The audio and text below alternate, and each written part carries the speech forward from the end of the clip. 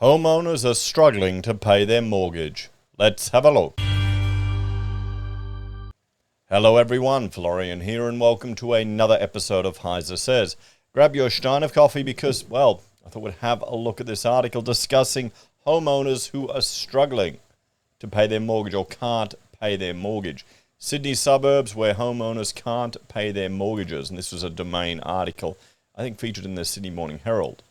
More homeowners are falling behind on mortgage repayments in Sydney's low to middle income suburbs where wages have failed to keep pace with rising interest rates and the increased cost of living. Well, here's one thing to consider.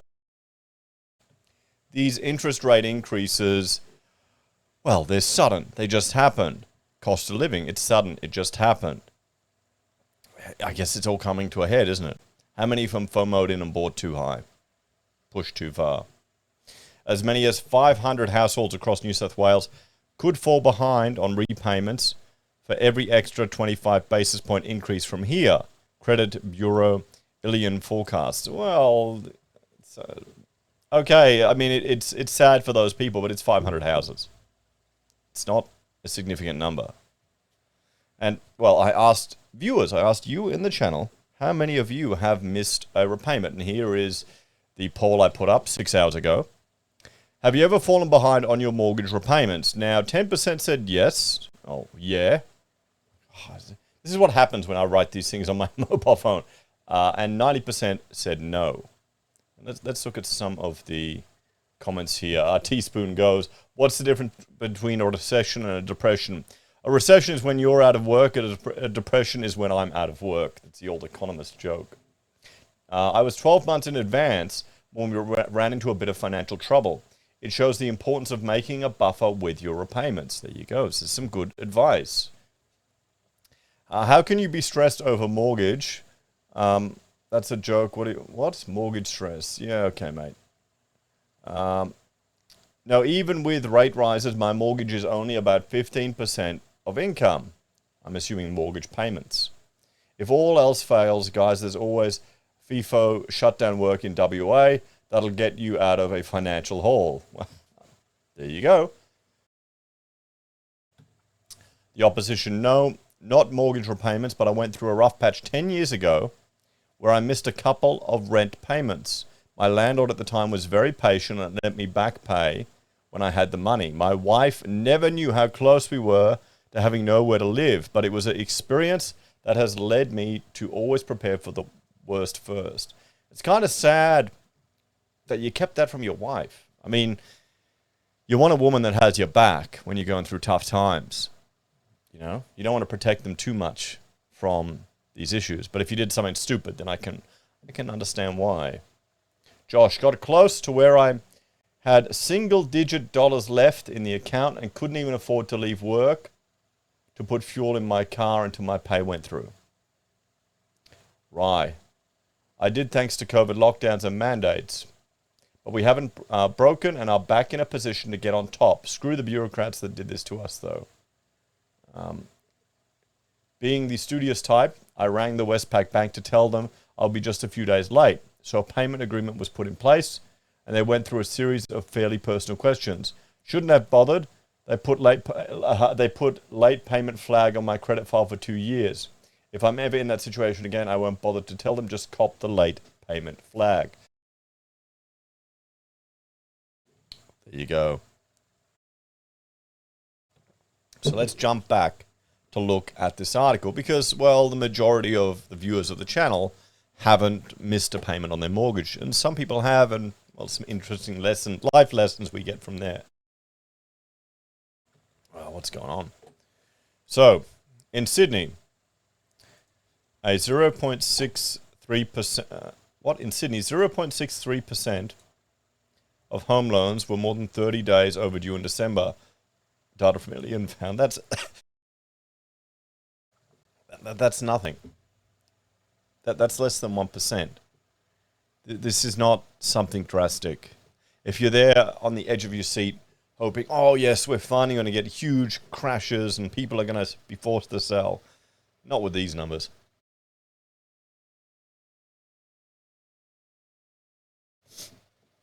It's likely to rise. It's likely to rise to 0.66%.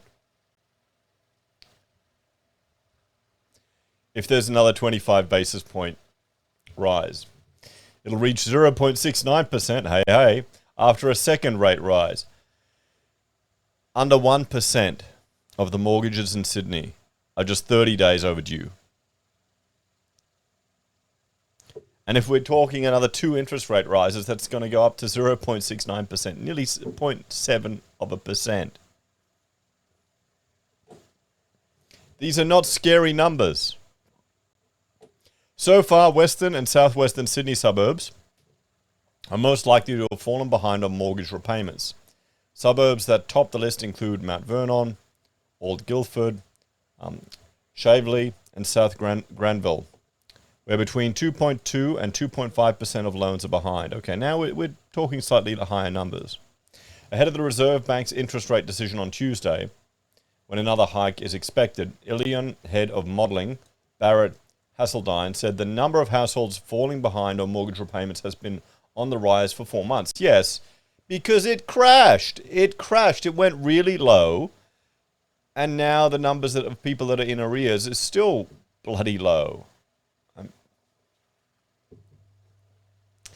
From September to December, we've seen the portion of home loans that are behind in their repayments increase every one of those months. Yeah, from nothing to nothing plus nothing. I don't know. Is this just the beginning? I mean, there are gonna be some people that are burned, that are gonna get burned through this. We know that. Tough times are coming. We may not get a recession, but for some sectors, it's gonna be a recession. It's gonna feel like one. Ilion tracks whether home loans are behind or not based on monthly updates on credit accounts, such as home loans provided by major lenders. Okay, so let's have a look at some of the comments that the people reading this article left. So let's see what they said, because honestly, these numbers. Oh wait, we need to see the advert. Apparently, these numbers are what 99 retirement tips for Australians after 60. There you go. Until they tax you out of it. Anyway, let's check this out. So, learner. Any borrower should have consideration for change in personal circumstances for the entire loan period, which can be up to 30 years. Yeah, that's easy to say. What? I don't want to log. Why do I want to log into things? Ah, come on. Wait, are the comments gone? Are you kidding me? Oh, here we go. We'll view all comments. Come on.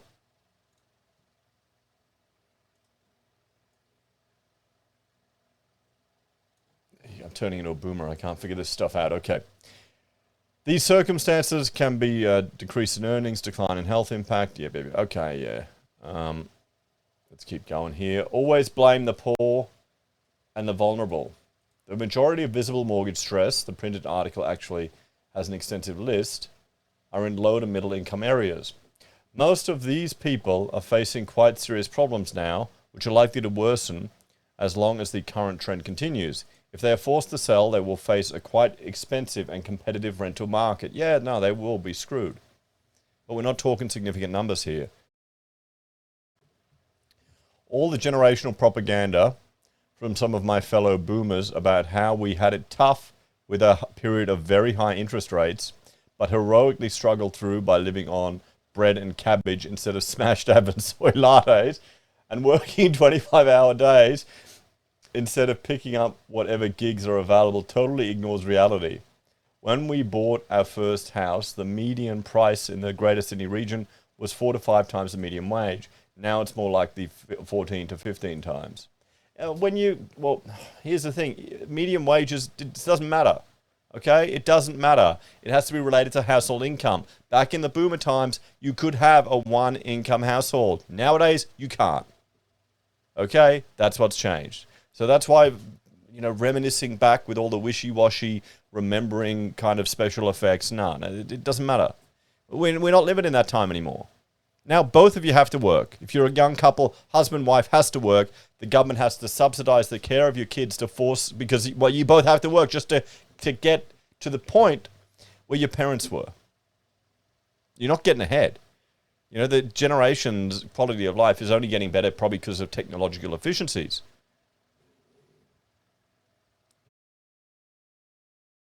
I mean, we've got one up on the boomers. We've lived through a period when interest rates went from 0.1 to, they'll probably be 4.5%. You know, a huge percentage increase. Boomers didn't have that. The central issue is that house prices are massively outstrip wages. During the period of very high interest rates, there were significant wage increases which made them more affordable. And because house prices had started to rise, there was also improved equity. Been there, done that, was relatively luckier than younger generations. Blaming poor decision-making by those who bought on low deposits when interest rates were very low may have some face validity, but seriously underrates two contributing factors. One, for low to middle income earners, housing is not an investment in future profitability, but acquisition of a roof over one's head. So the push factor is very strong. Yeah, that's a very good point. I can't select anything in this stupid article. That's a very good point. Because you just want to get a house. The pull factor was significantly increased, not just by the period of actually low and falling interest rates, by the frequency and very confident sounding predictions from the RBAs that rates would not rise for some time. It wasn't the RBA. It was the media's portrayal of it. But yeah, I mean, people listen to Koshi. People listen to headlines. Some of the comments that, like, I'll go on a Reddit post for property. Some of the things people are writing there, the advice they're asking for there, it's just crazy. We need more social housing. No, we don't. We don't need more. This is what everyone asks for. And as an architect, we're meant to froth at the mouth over social housing, comrade, and build these things for everyone. And they're meant to be the pinnacle of being an architect. I want people to own their own houses. I don't want people to be dependent on the state. You know, if you want to have charity-provided housing, set up charities to do that. Get the government out of it. Reduce the regulation and make it easier and cheaper to build houses. Maybe let's put off for maybe a decade these Section J requirements to reduce carbon emissions in the construction of housing and just to allow people to build cheaper houses. How about that? You know, oh no, the house may be slightly more expensive, you know, a few dollars more a month to run an air conditioner, but it's going to be cheaper to build. What should we do? Maybe it should be up to the individual who's buying the house. But this is Australia. We don't do things like that. It's not about the individual. It's about the collective good. And the price of having this collective good mentality is that, well, housing isn't going to be affordable for a large majority of people. But they won't see that. No one will get that. Real wage rises. Yeah, I mean, it's easy to say real wage rises, but you need to have productivity increases. Why the hell would anyone start a business in Australia, take all the risk and jump through all the hoops and all the bullshit that you got to deal with, when you could probably get the same thing manufactured offshore, ship it over here for a fraction of the cost and just hire salespeople? Or why would you even take the risk of starting a business when you just go into housing, bro? This is where I'm talking about the declining economic complexity of Australia, which has steadily been going down as we become more of a service-based industry. But it's also there's also incentives to not invest in business or manufacturing or developing things here because you go into housing, bro. At the end, a system which favors investors over those seeking a secure, affordable place to live by negative gearing, on an existing residential property. Yeah, I mean, some good points there by Bratman. Don't know about the social housing. Real wages, you can't just magically increase them. It's not how it works. There needs to be wage increases need to be earned. And we're in a globally competitive market now. So you're competing with everyone all over the world, in every industry. I've seen it in my industry. Oh, let's keep going. So, Matt. So the wealthy get stage 3 tax cuts and the poor get rental and mortgage stress. Oh, come on. Well, okay, that's enough of that then. You don't want me to read your bloody comments. I'm not logging into your stupid website here so you can shill me more crap. But anyway, we've gone through this in previous videos about these stage, we've gone through the impact of the tax cuts in previous videos. It's not just the wealthy, it's everyone. Sure, the people who earn more will get a bigger tax cut. Oh no. It's because they're paying more tax. Does this just show how dumb people are? Is that real? I naively think no, people aren't that stupid. They understand the reality of the situation. They're just trying to manipulate others for political gain. Or am I giving them too much credit? Are they actually that dumb and don't understand our tax system? Shit, what's scarier, guys? What's scarier? Journalists, constructing a narrative in such a way and misinterpreting tax changes to get clicks and views, or people being so stupid they think that's the reality of it? I don't know what's scarier. I'd rather the Machiavellian journalists and propagandists than a bunch of dumb idiots.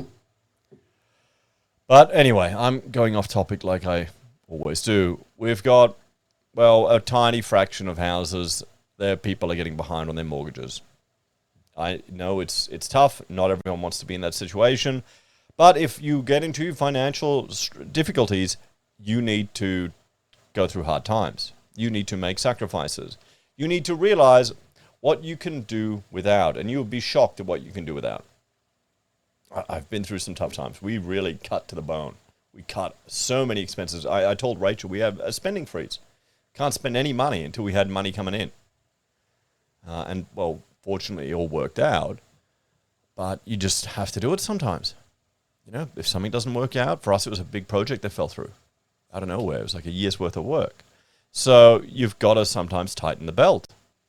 And there's some people that are going to have to do this. And I mean really tighten. I don't mean, I may need to sort out a budget, or I may need to cancel my Netflix. It's like every electronic device you have that you don't need, absolutely sell. It's like you've got 2 cars, okay, sell one of them if you have to. Or you may need it, park it off in your garage and keep it safe in case you need to sell it later. Find ways to cut costs, earn extra income. That's what people are going to have to do. And honestly, you'd be shocked at how much money people piss away on day-to-day crap that you don't need. If you really tighten the belt, it could become addictive. And then you'll be like the guy we had in our comments who, got into a mess paying rent and years later is never going to do that again. I think that's what's going to happen. A lot of people are going to learn some harsh lessons and, change some habits. Anyway, thanks for watching. Let me know your thoughts on this one. Do you think we're seeing drastic increases here, or is it just, playing it up a bit? As always, check out my other channels, Heise BIM and Heise Does. And if you're a fan of the channel and want to support us, you can on YouTube or Patreon. Use our referral links, buy our pocket squares, or call us if you need an architect. Take care, everyone. Have a great day. And I'll see you in the next episode of Heise Says. Bye for now.